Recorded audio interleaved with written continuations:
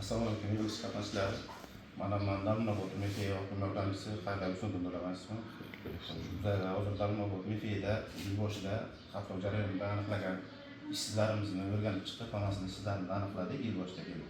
Shularni bilan individual shug'ullanib amal qildik. Bularda hammasiga gaplashib, bandigini hozir shu kecha kunimizda 6 oylik davomida aniqlangan ishsizlarni bandigi ta'minlandi, imtiyozlar kiritiladi.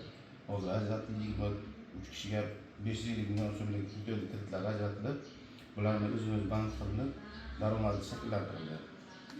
3 ta kambag'al oilamizda voucher asosida o'quv markaziga yo'naltirilgan hozir kecha kunimizda olib ish yo'nalishidagi o'quv ishlarini olib borib, malakalarini oshirib kurslarga o'tish jarayonida turibdilar hozir.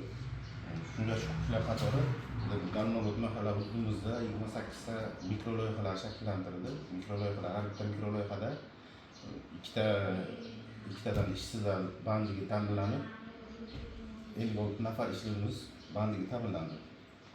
Shundan shu qatori norasmiy ishlab turgan 78 nafar fuqarolarimizni hammasini o'rganib chiqildi. Bularni legallashtirildi va ularni bandigi o'z-o'zini band qilinib, bandigi ta'minlab, ularni 1 yillik mehnat stajiga ega qilindi ular.